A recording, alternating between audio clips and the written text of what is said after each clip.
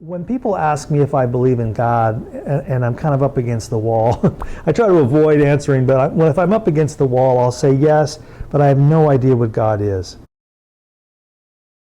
Parable is the technique par excellence for the transmission of mystical wisdom because it is non-literal. Is there anything that's not spiritual? That's what I'm starting to wonder. Ever ask you, Peter, what does a philosopher do? Not to my face. You know, there's a contemporary teacher who puts it this way. He says, there are no enlightened persons. When enlightenment happens, there is no one there to claim it. It feels to me as if people at a certain level get to be on a kind of lonely journey, a journey of one. Are you there? Nietzsche said that philosophy means living alone among high mountains. I prefer the image that we get from Ram Dass, that we're all just walking each other home. Welcome to Souljourns, and to the story of Peter Bolland, philosopher, professor of religious studies, and songwriter, speaker, and spiritual seeker. Peter's long-developed views of who we are can be both informative and challenging. His gift to express them with clarity. This interview was recorded in San Diego, California on January 11th, 2019. Welcome to Souljourns. Thank you. You say that you speak, write, teach, and sing about all matters spiritual. That's a whole lot. That's a big agenda. Were you born with this interest? If not, where did it come from? That's a tricky question to answer. I have to say, I guess I was born with it. I think it's a temperament issue, and it's a potentiality that is sparked and awakened by experiences and books and teachers that you encounter. For me, in my adolescence, and but as a child, I was often alone. I have two brothers that are 8 and 10 years older. And I like being by myself and reading and creating little things and making movies and being in nature. And that's when I think I just started to feel very deeply the expansiveness of things, the limitlessness of things. And later when you get older, you get words for it, and you read Walt Whitman or Khalil Gibran's The Prophet, and you're like, there's other people that are talking about the same thing. So you were doing just what came naturally for you as a young kid. Yeah. Without really thinking, I'm going to grow up to be this lecturer on spirituality. Oh, that came much later. The cosmos of God and. No, I didn't have my eyes set on becoming a philosophy professor until my mid-20s. Yeah. After I had graduated from college. Ever ask you, Peter, what does a philosopher do? Not to my face. I mean, you can teach, but what does a philosopher do? No, believe this is something that comes up a lot. My students ask me this every week. What do you do with a philosophy degree except teach? And it's a really rich question. But philosophy isn't a set of marketable skills. It's a deeper training in the humanistic traditions, in thinking clearly, in becoming able to discern a quality line of reasoning from a specious or fallacious line of reasoning. And these are, I think, really important skills no matter what you do for a living or who you are. So thinking philosophically simply means thinking accurately and with clarity and with depth, and it also means avoiding attachment to ideology, and being willing to always see every side of a question. That's the training in philosophy, really, is to how to be indeterminate, how to take that middle ground between extremes. And that to me also is an extremely valuable life management skill, whether you're talking about politics or getting along with your family or whatever. So to me, the study of philosophy is eminently practical. It just bears on everything in your life, no matter what you do. I always begin my world religions class at Southwestern College. The first religion we study is Hinduism, and we spend more time on it than all the others, because I think in many ways it's the mother tradition, to use that imagery. It's too big to be labeled simply. In fact, even the word Hinduism is a term imposed by the conquerors of India, and it's not really what they even refer to it as.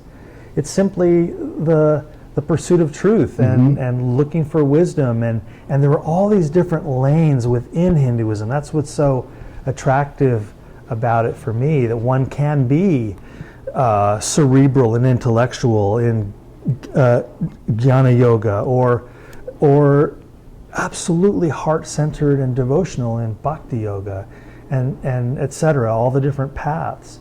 And that is just remarkable. My students really are stunned by that, because they typically come from Roman Catholicism or Christianity, most of them, where devotion or bhakti is the only way. And if you don't enter into a loving relationship with Mary and Jesus and the Father, then you're not doing it right.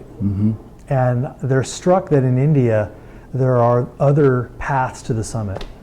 They must be struck also that there's innumerable deities within Hinduism. Now, not that there aren't at least 3 within Christianity, which confuses non-Christians. And Jews and Muslims too. What does the Holy Ghost look like? All sorts of questions can come up. But I want to talk more about that in a second. But first things first, your spiritual life. I'm intrigued to hear a little bit more about how you were raised from a parental point of view versus whether or not they wanted to impart upon you, your mom and dad, what's it like to be a Rosicrucian, what's it like to be a Christian. Did they do much of that? No, the word Rosicrucian, I never heard that word until I was in my teens. It's not like my mom and dad were active in that. That was their background.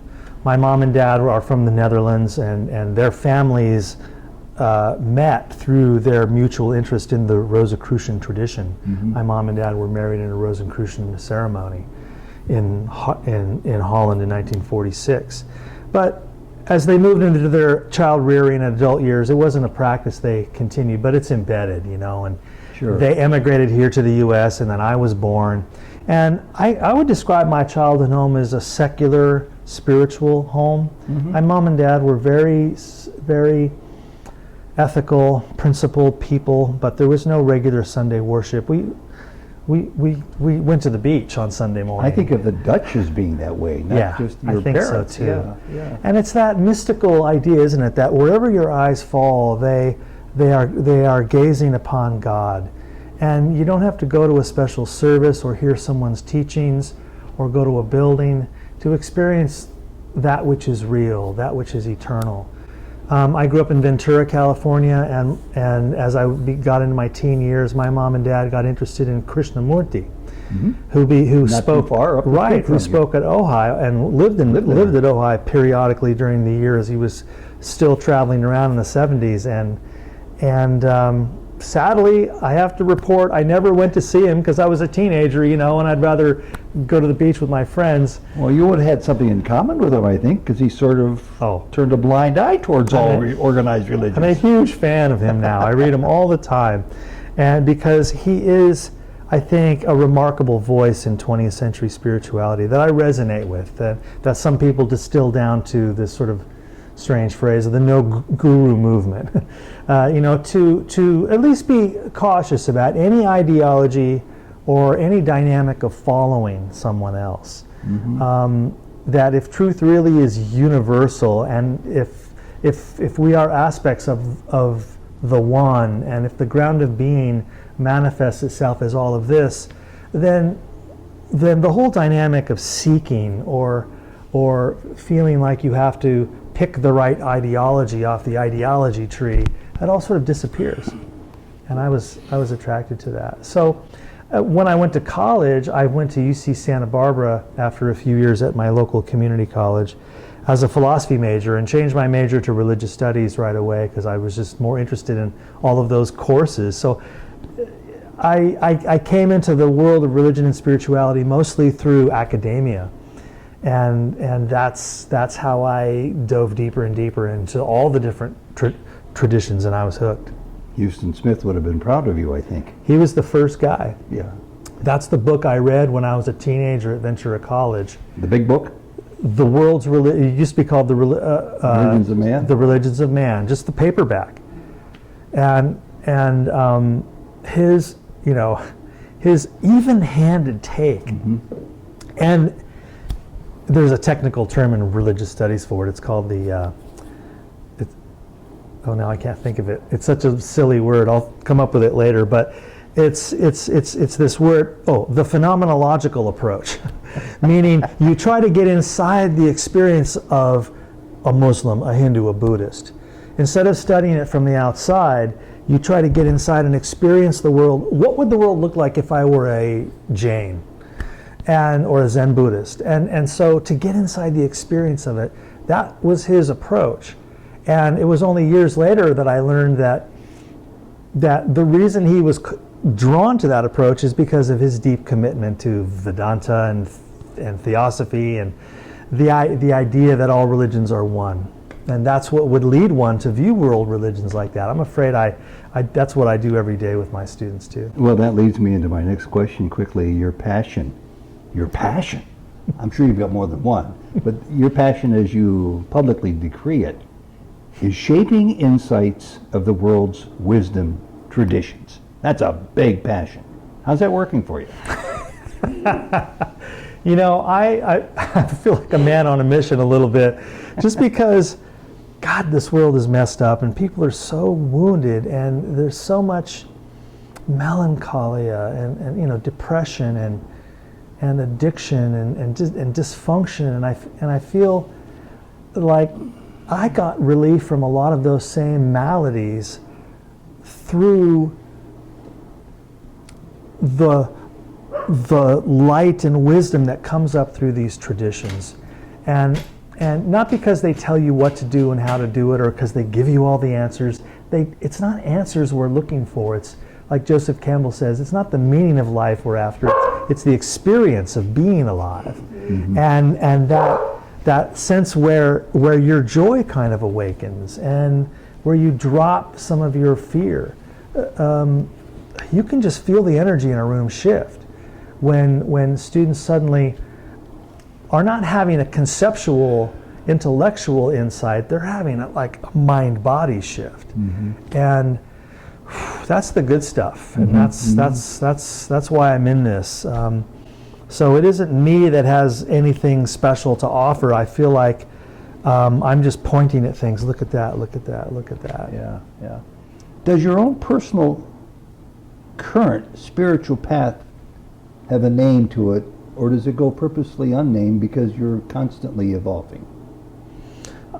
The latter. I have a difficult time describing what box I'm in or what label sticks the best. People often ask me what I believe or what religion are you. A lot of my students who are just starting out in my world religions classes kind of, one will timidly raise their hand and say, well, what religion are you? It's a really great question. If you're listening to a teacher, you kind of want to know where they're coming from. And I just always answer something like this, that I feel like I feel like a lifelong student. And I guess I maybe free thinker, but that sounds sort of pretentious to me, like I'm unbound. I'm certainly not unbounded. I have all kinds of roots, and I have all my conceptual boxes like everybody else. Everybody comes from somewhere. And I lean heavily toward any kind of non-dual sort of Vedanta, maybe Advaita Vedanta, but again, I'm not really big on all the Sanskrit, on all the jargon. I feel like truth isn't bound to any particular language or cultural or historical or sociological system. And so I'm always interested in globalization of wisdom traditions. And you want to be extremely respectful and honor where things come from, but I don't feel bound to any particular tradition. I'm a bit of a chameleon.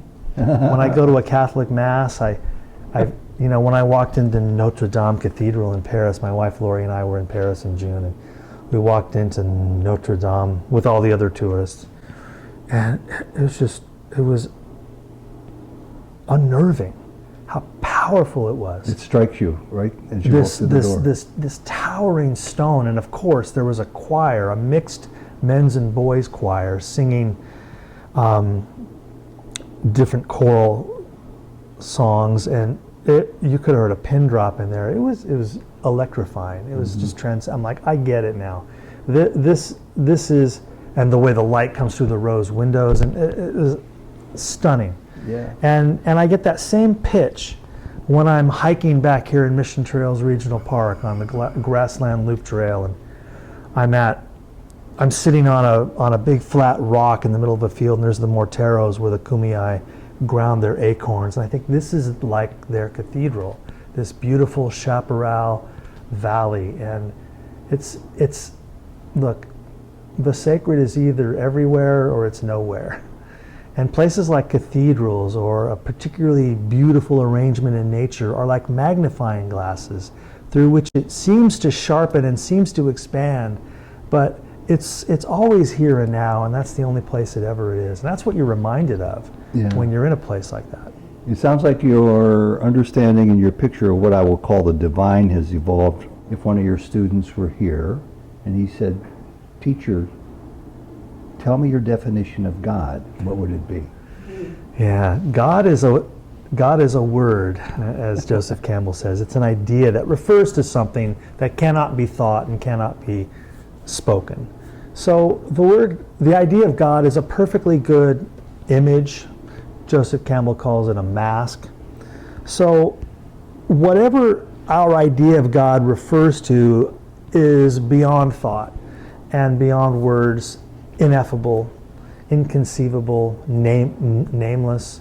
So when people ask me if I believe in God, and I'm kind of up against the wall, I try to avoid answering, but if I'm up against the wall, I'll say yes, but I have no idea what God is. And then if we have more time, I'll go into that business that I was just hinting at, that I think all around the world, human beings, artists, visionaries have conceived of imagery, whether it's goddess or gods, the endless pantheon of a polytheistic system versus the beautiful, striking monotheism of the Muslim and Jewish tradition, and the monotheism with an asterisk in the Christian tradition. And so all these different ways of conceiving the divine are man-made. And the masks are beautiful because masks show you where to look. They help you know where to focus. But like Joseph Campbell says, in the end, the mask becomes the final obstacle that must be removed before one can have that direct experience, that satori, that samadhi experience. This is not to say that all God ideas must be dispensed with. Obviously, devotion to gods is the way most people on earth get as close as they do to that divine. But for a chap like me, I'm not so good at devotion. I envy devotional people sometimes. I think, wow, I wish I could have that broken open, just everything seems to, all the scales fall away and there's this rich depth encounter. And for me, I guess I'm just too stuck in my head. It's an occupational hazard in philosophy. Can it be true also that if you worshipped, if you were in adoration of the divine, that would take you another big step away from Vedanta and Advaita, that the oneness of God? Why would you be worshiping a God outside of yourself when your feelings may be contrary to that? Well, that's a fair question, and at the level of conceptual thought, there's a duality there. Ultimate reality is either one or it's two. You can't put those two concepts together at the level of conceptual thought. But all of those ideologies or conceptual structures, they evaporate like morning dew in the sun at the third level. When you notice there's a thesis and then there's an antithesis, there's always the synthesis. There's the third stage that takes up the best truths of the earlier ideas. So ultimately, ideas of duality versus non-duality, oneness versus devotion, all of those so-called paradoxes melt in that realized state. That's what the sages report to us anyway. That's what the mystics report. And I'm convinced that that's actually a pretty good description of it. So one could stay in the argument or say, well, you know, that wonderful poem from Rumi, you know, out beyond all ideas of right doing and wrong doing, there is a field. You refer to the sages and the mystics in their own club, being realized souls, perhaps. What's your timeline? Are you there yet? Is it going to be in the next month or before your next birthday? You know, it's also a serious question. Sure. I'm dubious of timelines. I'm cautious, I should say, of timelines. Describing enlightenment as a state that one can achieve, when you really dig into the Vedanta or all of the Hindu sages and the Buddhist sources, there's such a silence around that question. We sort of say things like, well, the Buddha was enlightened, that's why he's called the Buddha, but you know, there's a contemporary teacher, I bet you know him, Adyashanti, who puts it this way. He says, there are no enlightened persons. When enlightenment happens, there is no one there to claim it. And I hold on to that. I share that with my students a lot too, because it's a very reasonable question. It's like, how long does it take to get enlightened, and what happens when you're there? And that's like the unenlightened mind's understanding of enlightenment. Who's going to feed the dog? Right. And so one can have momentary experiences of reverie, of epiphany, of oneness, of course. But to stay in that sustained state, you know, I don't know exactly how to answer that question. About 15 years ago, give or take a few, Jody and I had the pleasure of being in the company of Neil Donald Walsh, the author of Conversations with God. I did a Souljourns interview with him. Great. And I asked him if Jesus walked through the door today and was going to join us for lunch, what he might say to you that you could tell us, since you've got this pipeline to God. I would be curious to know. And he said, Ted, I've actually thought about that. I think I know what he would say.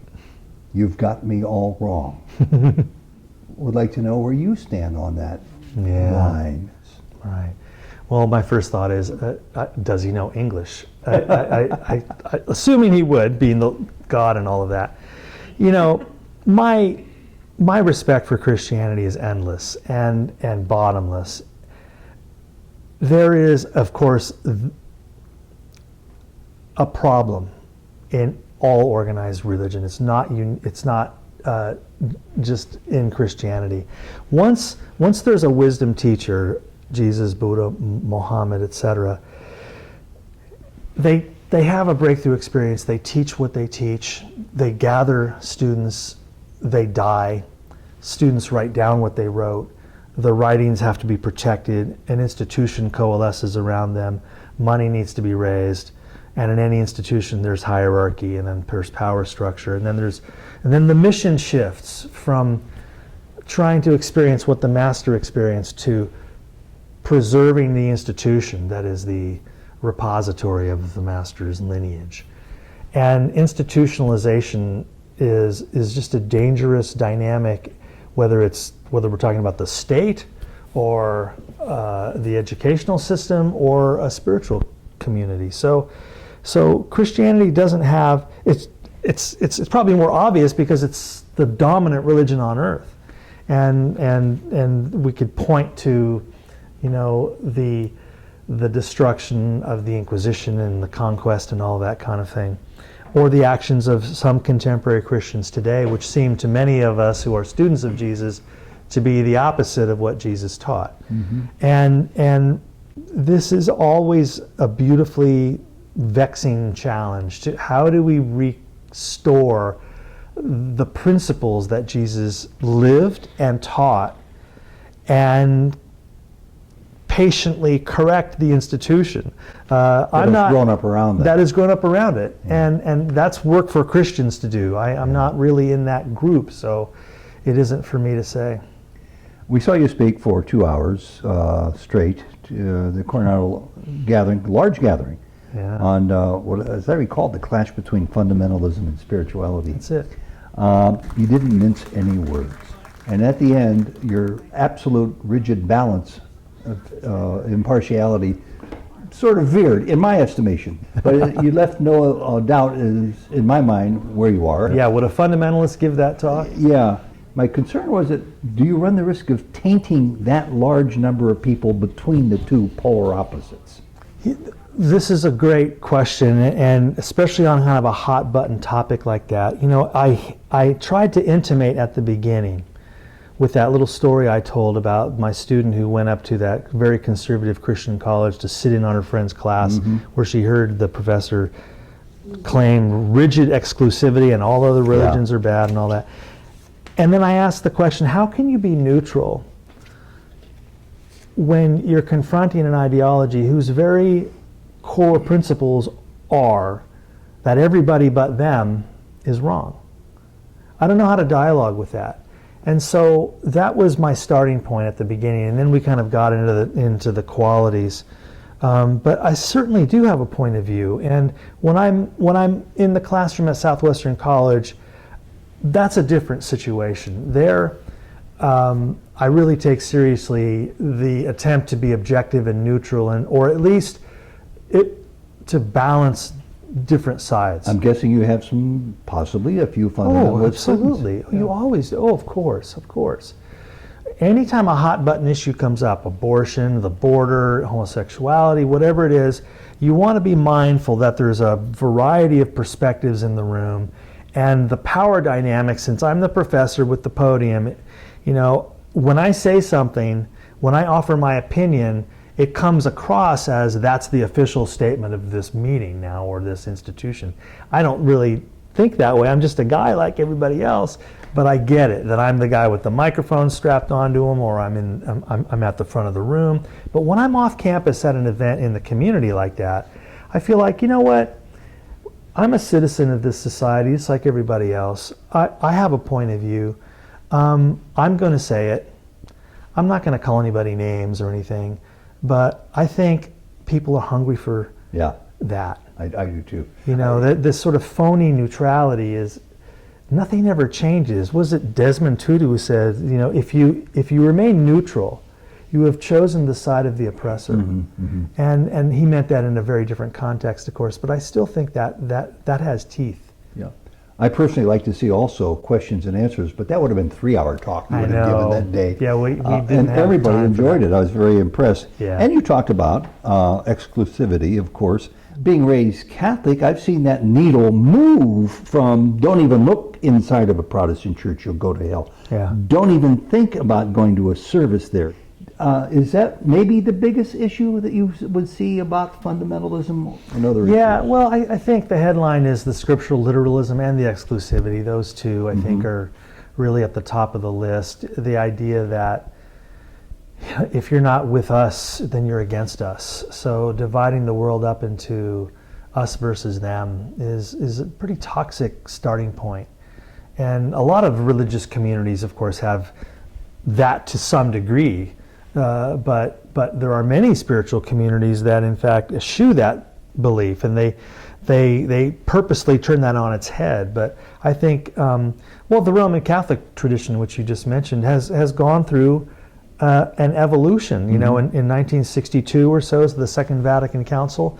That's when the Vatican and the powers that be in Rome really changed the game. Yeah.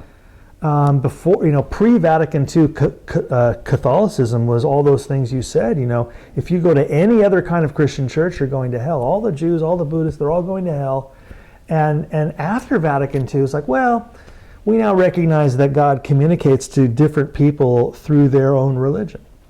And therefore it becomes valid for Catholicism to have dialogues with religions, not just militant conversion. But more popularity came to a word that I hadn't heard before called ecumenism. Yeah. And the Catholics jumped on board that bus.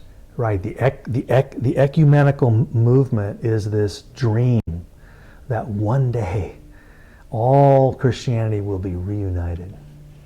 Scriptural hold my breath, literalism would be a thorn in that argument, I would think, too, for those who still believe it seems to be scattering more the than inerrant word of God. Does that Yeah. also hold true in the Torah and in the Quran and other scriptures? Well, let's start with Judaism. My understanding is that even among Orthodox Jews, there isn't that scriptural literalism. There's this deep sort of scholarly interest in interpreting the many layers of the language of the Torah and reading the silences between the ideas and all these other rich things that are said in the Jewish tradition. That God did everything he could to get wisdom into the Bible, but the words on the page are not enough. You have to engage with it, and through dialogue or through midrash, through this rich interpretive wrestling with other minds, then more of God's wisdom is revealed. I think in Islam, there's a range of positions. There are fundamentalist Muslims who are very strict about reading the Quran literally, and then there are more moderates, and then there are very liberal Muslims who are, as you would expect, more highly educated, and so they really understand the nuances of ancient Arabic versus modern Arabic, and how maybe those passages that some Muslims say authorize men beating their wives, maybe it doesn't mean that at all. It means something completely different. So these are linguistic, mysteries that scholarship can really lay bare. That leaves the literalists far behind. Many of us I'm familiar with, Jody too, I think, have been trying to learn as much as we can about the pathway, I would just call it non-duality, but yet I spring from a tradition for which that's really frowned upon. The hard dualism of God versus the world. Yeah. I'm the erring sinner petitioning God for forgiveness. That's still in strong evidence, and you couldn't have greater polarity there, dualism versus non-dualism in religion. No, it's like we were discussing earlier. There are two competing conceptual frameworks. So if you can somehow lead people to the realization that whatever ultimate reality is beyond all concepts. So go ahead and conceive of God as a white man with a beard like Michelangelo painted him on the Sistine Chapel ceiling. If that's your image, if that's the mask that you like, or if you prefer thinking of ultimate reality as the Tao, as imageless, as nameless, as everywhere all the time, not personified at all, just a force like electricity, that's another concept.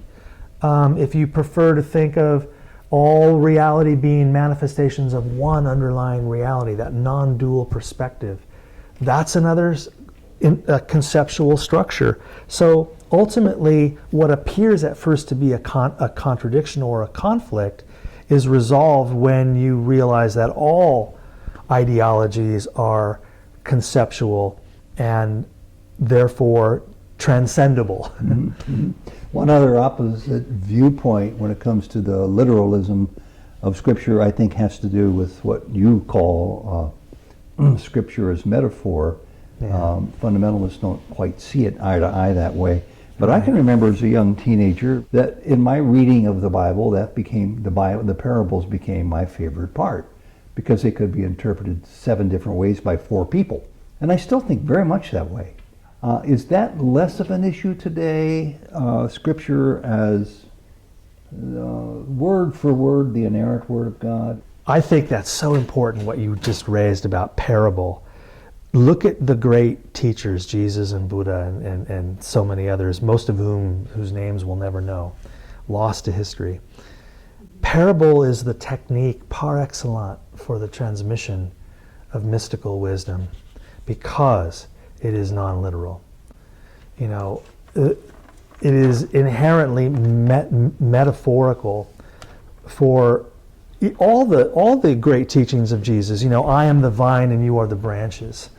He's taking a horticultural image from the vineyard to talk about oneness, and without elucidating some boring treatise on oneness. It's just a concise one-liner that every farmer in the crowd understood instantly, That's metaphor, that's parable, or the parable of the prodigal son, or the one that's on my mind a lot lately, the Good Samaritan. How we are all our brother's keepers. And that the power of a story is, it's disarming. It kind of gets past your resistance. You just want to hear the end of the story like a kid, around a campfire. So it kind of it sneaks in you more easily than an argument does. And then you participate in a story. If someone's just telling you something, if they're giving you an essay on their views, that's one kind of listening, that's one kind of learning. But when someone's telling you a parable or a story, you climb up inside the story with them, and you identify with the protagonist. Aristotle calls it catharsis. You just forget that you're not the protagonist in the story, and whatever purging or chaos or redemption they're experiencing, you're experiencing. That identification is only possible in parables and in stories. So it's so powerful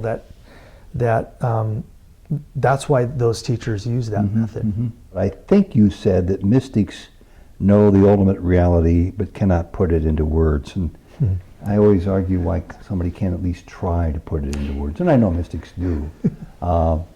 What would be your words to describe the ultimate reality, number one? And number two, who are the modern day mystics? Yeah, we are.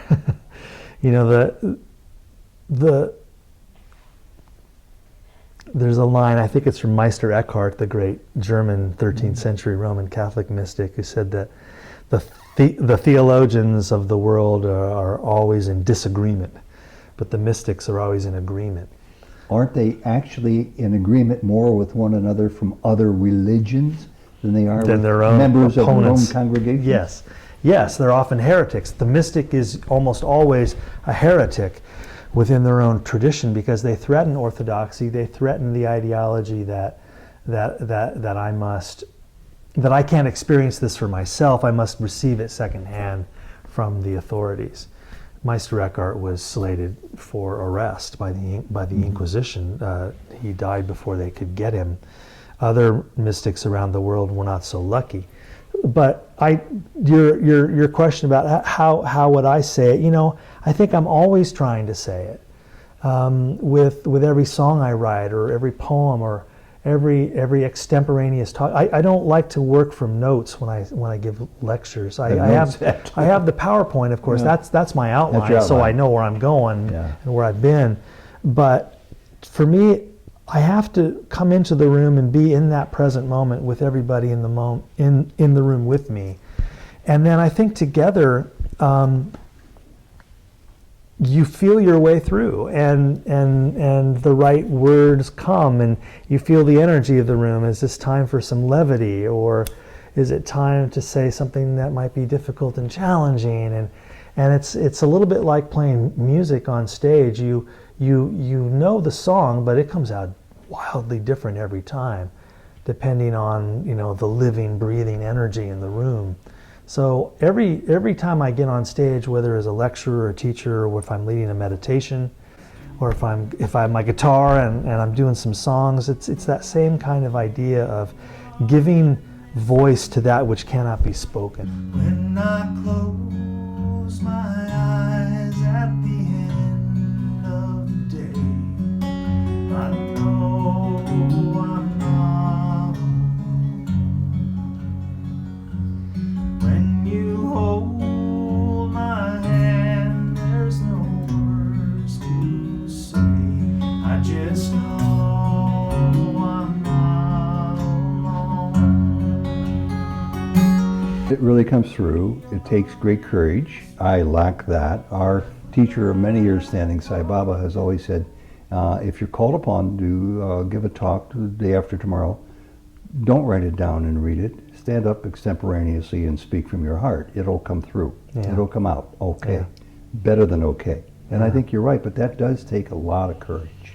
Yeah, one of the areas I've been growing into lately is as a meditation teacher, and recording and uploading on Insight Timer some guided meditations, and the first time I went into a recording studio, I typed the whole thing out, you know, and I timed it because I wanted it to be a certain length, and it's a really nice one. There's nothing wrong with it, but the second one I did, nothing, no notes, and I just recorded 4 more the other day.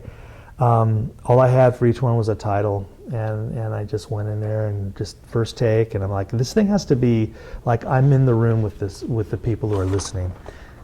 So I would guess that the second one has an indefinable edge to it that improves it immeasurably.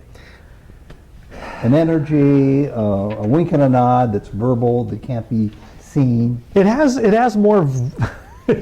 Comparing the first one that I wrote and the second one that I didn't write, and they're 30 minutes long, and the second one has more stumbles and fumbles, and you know, it's just more human. The first one kind of flows like a prepared statement. But I'm a pretty good teleprompter reader, so I pulled off the first one. It didn't sound too stiff, but I don't know how different they are in quality. They are different though. Yeah, and I appreciate that. I mean, my career caused me to read a prompter for 38 years. Yeah. And when I see somebody else do it even better than I know how to do it, I'm very impressed. It's an art. I got to do some fundraising for KPBS about 3 years ago, and I did about 6 or 7 sessions where I went in and got my suit on and learned how to read a teleprompter. You got to read it with feeling. So that you're not reading. It's like, this is just me talking. Here's some notes from Peter Bolland talking at the Vedanta Center. If anybody ever has a curiosity about a great place to visit in San Diego or Los Angeles or Santa Barbara. Sure. We heard you talk, I'm going to try to make sense out of this following the lines. We heard you talk at the San Diego Vedanta Center where you said that being spiritual but not religious is to believe in God, but to no longer believe that God is someone somewhere. Question. Is this maybe another definition of spiritual thought which is not quite agnostic or atheistic or religious? I mean, how would you define what you just, what I copied down as you said? So that particular phrase, that God is no longer someone somewhere, comes from the study that I was citing, a demographic study in religious studies of people who define themselves as spiritual but not religious. SBNRs, as we call them in the religious studies business. That's right, And so people who say that they are spiritual but not religious no longer consider God to be someone somewhere. And that obviously is set up in contrast to a more traditional religious perspective where the belief might be that God is an entity, a specific conscious being, and you know, everybody points up somewhere in the sky or beyond space or something. So that's the someone somewhere version of God. Again, using the word God just as a placeholder here. For the spiritual person, just to contrast the two perspectives somewhat artificially, the spiritual person tends to view, they still would believe in God, but they no longer demand that God be localized in one conscious entity. They tend to use the God word in a more Vedanta way or in a Taoist way to refer to the oneness of all being that manifests itself as all form, as all consciousness, as thought, as light, Brahman in the Vedanta. Peter Bolland's on a spiritual path. We're all in agreement on that. It feels to me as if people at a certain level get to be on a kind of lonely journey, a journey of one. Are you there? Nietzsche said that philosophy means living alone among high mountains. That's a bit of a romantic notion, it seems to me. I prefer high mountains. I prefer the image that we get from Ram Dass, that we're all just walking each other home, and that we're all walking together, not locked in arm in arm, but you know, I'm walking with my brothers. I have a brother who is a Mormon. I have another brother who is a conservative Christian, and I love them. They're two amazing people. We couldn't be more different politically and theologically, but we see eye to eye anyway, and I feel that way about everybody. My wife and I are in a very similar place. We have a lot of friends who are in a very similar place. We tend to, you tend to attract and gravitate toward people who are kind of in similar positions. And so that's the Sangha, that's the community that, we're sharing books with each other. We share meditation resources together. We go to each other's Sanghas or communities. We have dinner together on this table and other tables. And this is the new church. That we experience in nature, that we experience. One of the things I get from the Indian tradition is how powerful it is, those different yoga paths. Again, the path of knowledge, which I clearly found myself on in an early life, reading and teaching, but the path of meditation, Raja Yoga, Ashtanga Yoga, the path of direct experience, and also karma yoga, the path of selfless service, to make sure you're giving enough of your money away, and you're showing up, and you're giving your time and your talent and your treasure, and you're picking up trash every time we walk around the lake here, and just participating in the world, and being willing to read and educate yourself about difficult social justice issues and figure out how you can help in your small way. These are all spiritual paths now, I understand, from my education. And it's like, is there anything that's not spiritual? That's what I'm starting to wonder. When I bring home food and I make dinner, that seems like a sacrament. The kitchen counter and the stove are like altars. And that it's difficult, increasingly difficult, to find anything that is not part of the sacred liturgy of life, of just this beautiful thing, the way we talk and act and love and teach and learn and share, and those are all offerings. And to me, that's the spiritual path that I feel I am on with many other people. What I'd like to know, Peter, is I'm sure people who are this deep into a great interview would like to know more about you and your activities. What's a website that they could find information about you? Sure. You can find me at peterbolland.com. So peterbolland.com is my website, where I have a calendar page with all of my upcoming events, concerts, my monthly guided meditation group, the Full Moon Sangha, a number of these 2-hour multimedia lecture presentations on a wide variety of topics at various locations around the San Diego region. And I have a YouTube channel as well called Peter Bolland TV. And I've uploaded there as many of my talks as I can find out there on the internet that people have videotaped. And that's Bolland with 2 L's in it, yeah, right? Bolland with 2 L's, like Holland with a B. So yeah. peterbolland.com. I thought about concluding on a note that doesn't come from me, but comes directly from you, because you're very good, as you've talked about and as you've demonstrated. Your spontaneity really helps you to ferret out from the inside something that maybe you never dreamed of talking about. So take this last couple of moments and just whatever it is that you feel that would be appropriate to say, having an idea what kind of an audience has watched this long into the interview and what might be useful to any of us, including yourself. Right. Boy, it hits us once in a while, doesn't it, that life is short.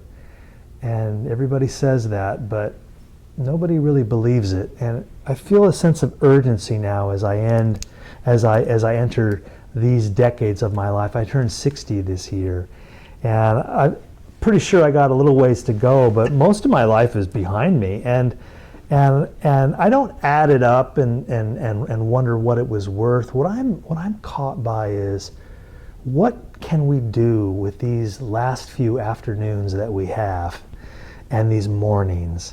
And how can we drop everything about us that is unessential and kind of come out of these cocoons of carefully rehearsed personas, and just to become more authentic and start living in our truth and speaking our truth. A lot of people talk like that, and I always perk up when I hear that, because that is so important, to let the programming go and to have the courage to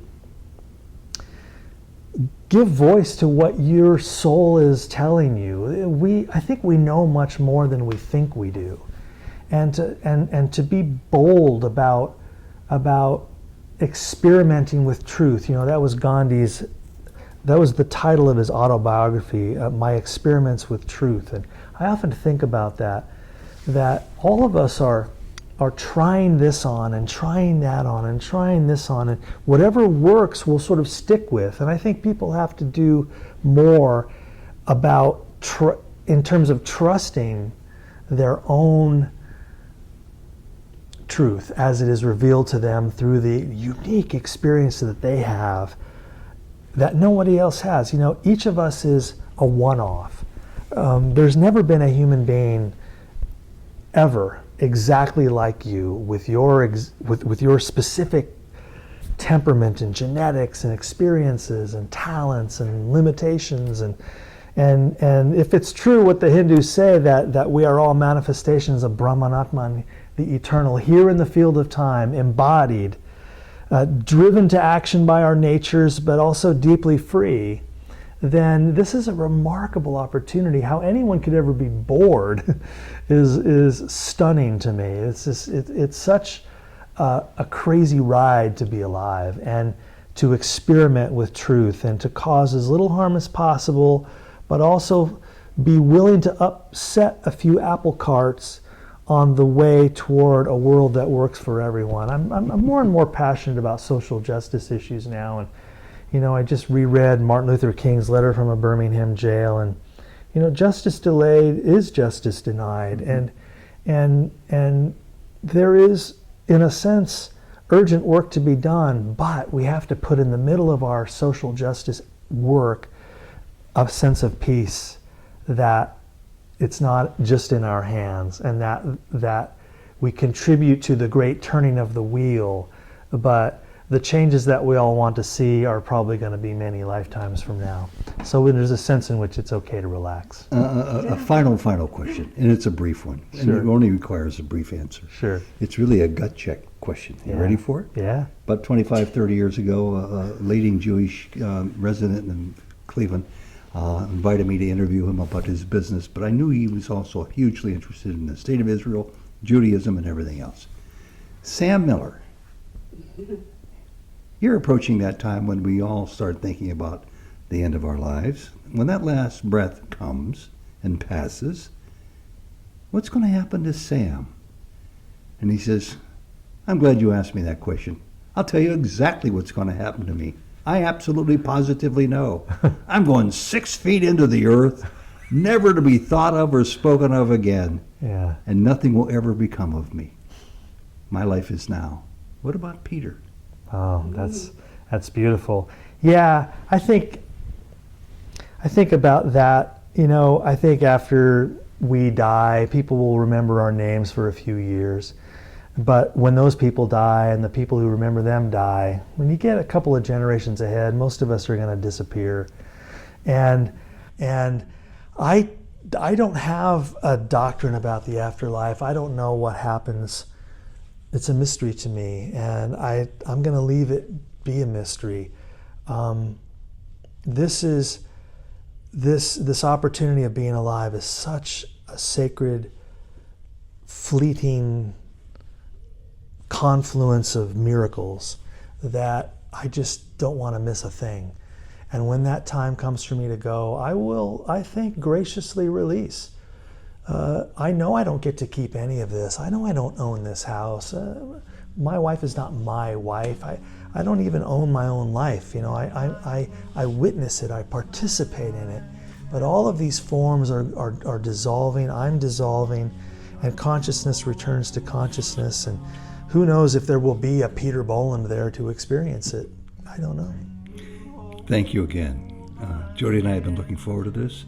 You didn't disappoint at all. Thank you both so much. Wonderful to talk to you, and we hope we have other opportunities to do it again. I'd love to. Thank Please. you. God bless. God bless. Namaste. Here we are in this room with the light pouring down through the windows open wide, and the song in our heart that never ends. So I know